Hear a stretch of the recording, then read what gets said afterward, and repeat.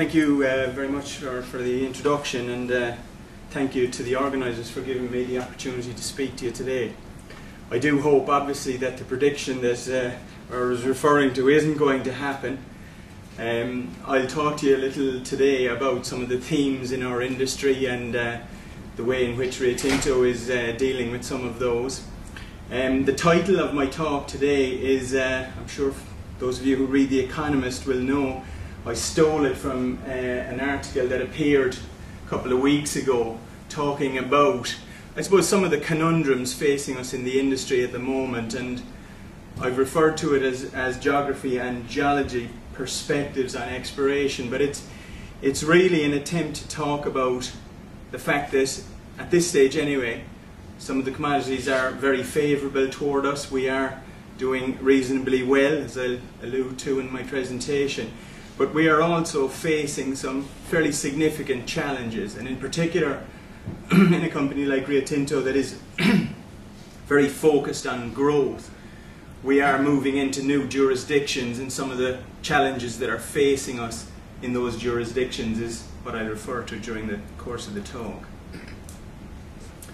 This is our standard cautionary statement, and I'll just draw your attention to that. I suspect that most of you know quite a bit about Rio Tinto, so I won't belabor the point. I think what I would like to stress in the context of this talk, though, is we are a very large multinational organisation. Traditionally, our operating bases have been very focused on the OECD. We are now moving increasingly toward non-OECD jurisdictions, as I said, driven primarily by our quest for growth, but also the resources that we're looking to develop, and I'll touch on that in particular in the context of Africa during the course of my talk. Rio Tinto is organised along commodity lines. We have 5 commodity divisions, and I work for one of the support groups at the bottom there, the exploration group, which is also a multinational organisation. We have 3 very large exploration regions and are regionally organised with our exploration focused in over 40 countries currently. In terms of our operations and the commodity units that I referred to there, as I said, the bulk of our assets to date has been in Australia and North America, but what we are looking toward now increasingly is a growth drive in Central Asia, Mongolia for example, with our Oyu Tolgoi project, in West Africa our Simandou project in Guinea, and an increasing focus on exploration in Africa and also in South America. We have a very diverse range of products, and although our iron ore division certainly contributes the vast majority of our revenue at this stage, one of the strengths that we like to refer to in the context of our portfolio is the fact that we do have a very diverse product stream, referred to in the slide there. As I said, over 90% of our assets currently are in the OECD, but as you can see with the reference to Mongolia and some of the other projects that we are developing in Africa, we are looking increasingly at new challenges in those jurisdictions, and how to deal with those is, I suppose, the predominant theme of what I'm talking about during the course of my presentation. 2010 was a very good year for Rio Tinto. You can see there, as I said, a very strong contribution from the iron ore group in particular, and that obviously is dominated by production out of Western Australia, but also a strong contribution from our copper group.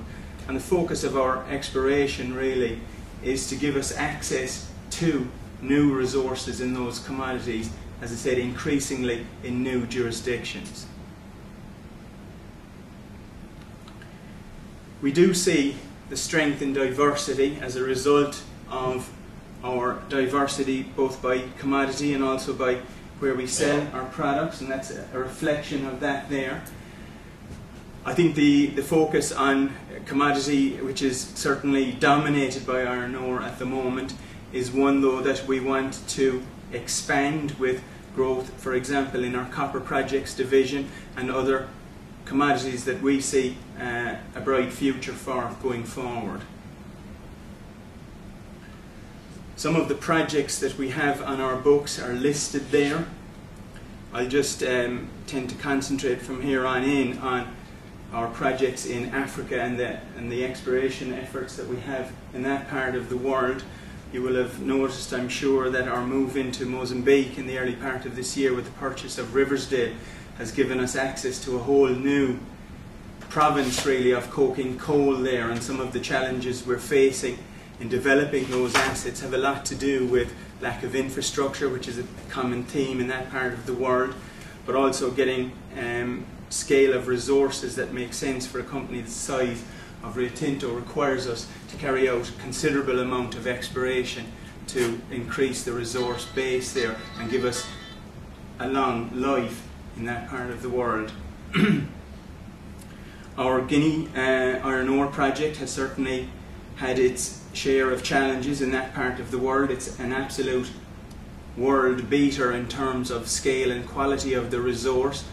The challenges in that part of the world obviously have a lot to do with politics, but a prevailing theme obviously in many countries, not just in Africa, is that of resource nationalism, and that is something that we are facing in many parts of the world these days, but certainly in both Mozambique and in Guinea it is a factor in the issues we're facing in developing projects there. Our exploration is focused, as I said, on regional lines, and we have a very broad spread of activity throughout those three regions with offices in the cities labelled there, and that gives us a tremendous capability for ears on the ground, understanding not just about what projects are being developed, what opportunities are there for us as Rio Tinto, but also giving us insights into the sort of issues like resource nationalism, the local politics, etc., which are increasingly important for us to understand as we look to move into those new jurisdictions.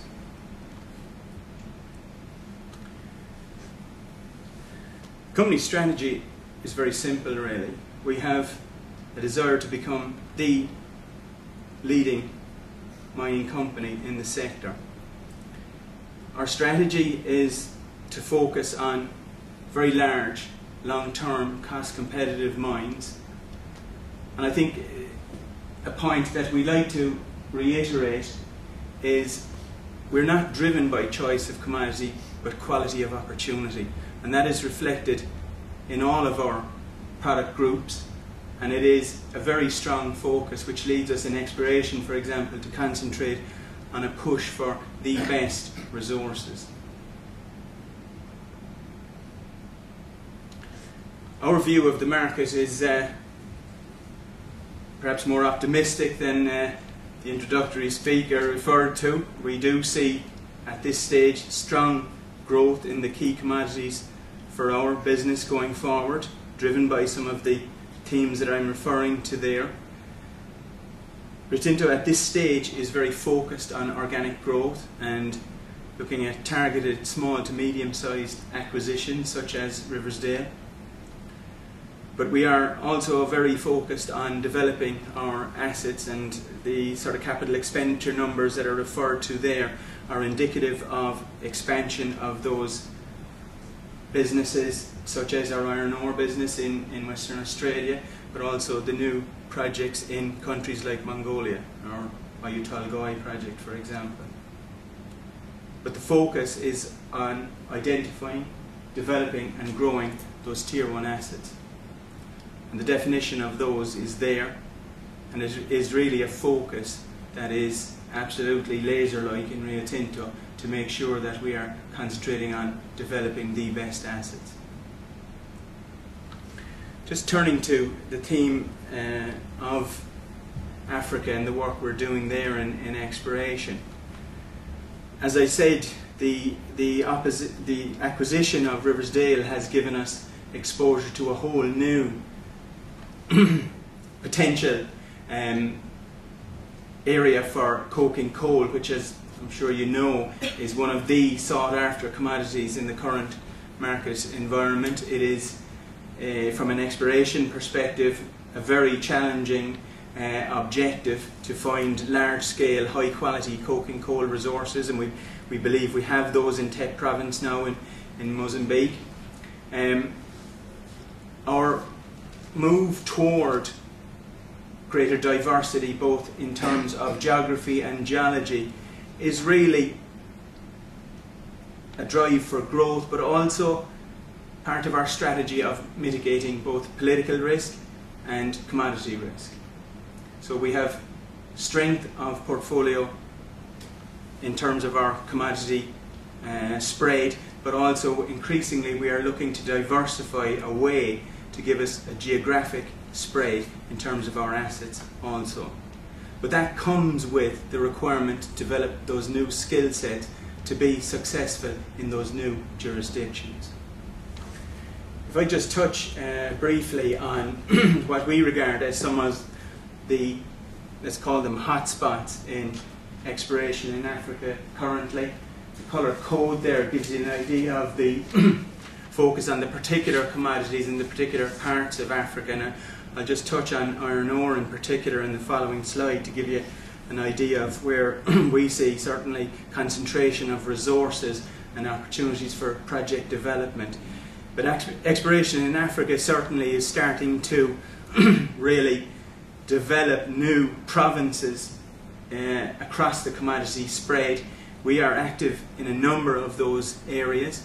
We do see tremendous potential, not just in iron ore and coal, but also in copper, for example, and we are very actively monitoring some of the other commodities referred to there to see whether there are opportunities both for exploration and acquisition.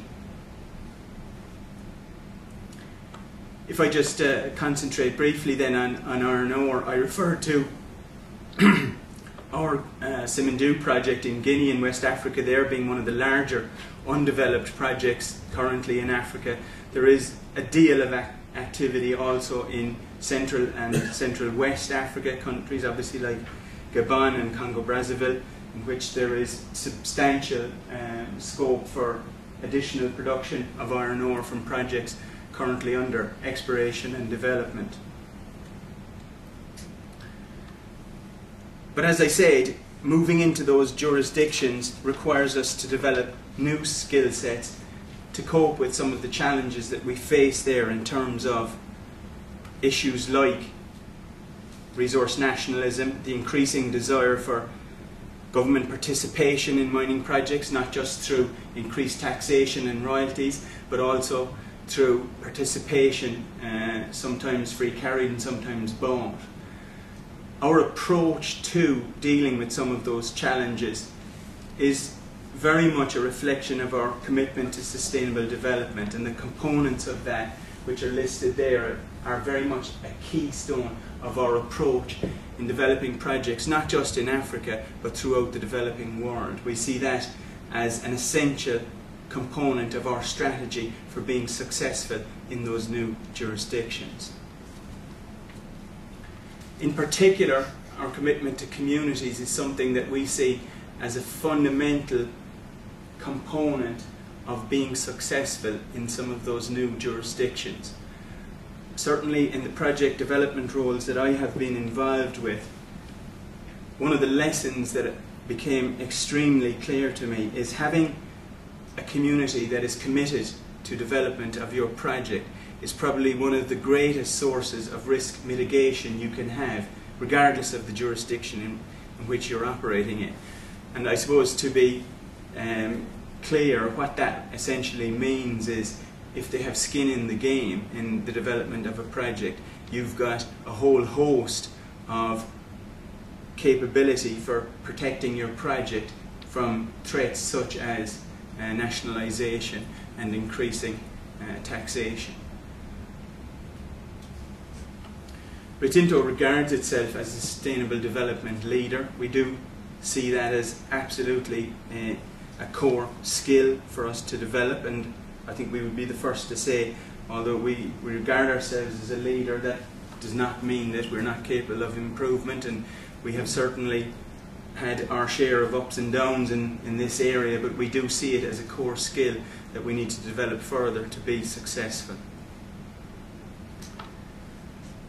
And one of the ways we're doing that is partnering with some of the organisations referred to there, working with those NGOs and their local networks on issues of particular concern, not just to communities but to host governments as well. We see that as a very important partnership going forward in development of new projects in new countries. Probably the most useful publication I have ever certainly used in my time in Rio Tinto is our Global Code of Conduct, the way we work. I'm sure some of you are familiar with the content of that. It really sets out the way in which we conduct our business all over the world. It's been extremely useful for me in many parts of the world where I have to go in and discuss project development with host governments, but also a range of people involved in project development and permitting issues, etc. And really what it does is lay out very clearly and straightforwardly Rio Tinto's approach to doing business everywhere in the world. So our focus is on growth, on maximising delivery of long-term return to our shareholders. That is a summary of the approach we take, and our objective obviously is to be the global sector leader, and I hope I've given you a flavour of some of the approaches we're taking in Africa in particular in fulfilling that objective. Thank you very much for your attention.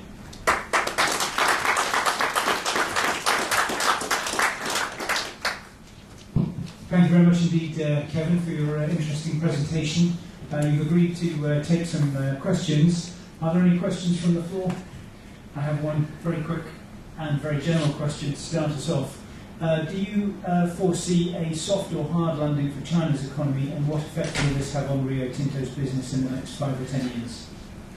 As I said at the start, we remain optimistic about the prospects for our commodity products. And I'll leave it at that. Please, Kevin, you only had a limited number of hotspots in North Africa. To what extent is that a reflection of the geology, or maybe with political changes there, do you think they're more geological? I think certainly the political changes that are unfolding there may well release additional opportunities. As you know, some of those jurisdictions are more difficult than others to operate in, and access to information in particular has perhaps limited the understanding and scope for exploration in that part of the world. So I would see an increase potentially in activity in that part of Africa. As far as control risks, can you tell us a bit more about the project involved earlier and the work you're doing there, and maybe highlight some of the challenges that you're facing there from a variety? We are working with our joint venture partner there to develop our Oyu Tolgoi project, which is a very large porphyry copper gold ore body, very large scale and very high grade. I think quite a lot of the challenges that are facing us there relate again to infrastructure or the lack of it, and you'll have seen just this week our chief executive from the copper group talking about some of the issues with access to power, for example. That is an ongoing issue in that part of the world, as it is in many other of the jurisdictions I'm referring to, so nothing particularly unusual in that context. It reflects quite a lot of what I was talking about there, moving into those frontier environments. Probably one of the largest challenges that face us is access to and development of infrastructure. Paul Owens from Kroll. Can you tell us how the new mining code in Guinea affects your project?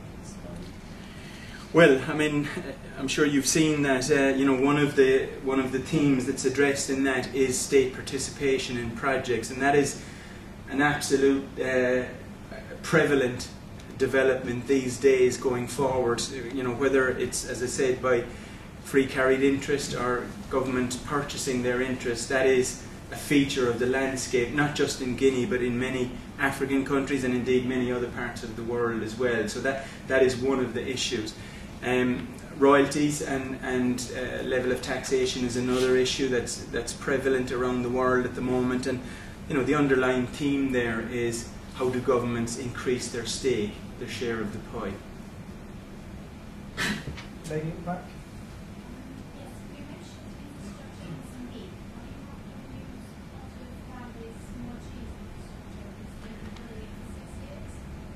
Yes, the Senna line, which is what you're referring to there, the rail line to Beira Port, is part of the infrastructure solution. I think the issue that's facing not just Vale but ourselves as well is the capacity of that line and indeed the capacity of the port. So one of the alternatives that's being looked at is utilising the alternative port at Nampula in the northern part of the country, and there are various initiatives underway to look at what sort of alternatives there are to increase the capacity from Tet province. It's a very large and hopefully very productive basin, so what we would like to think is that there will be several alternative infrastructure choices available there to really do justice to the capacity of that basin for large-scale production. Yes, sir.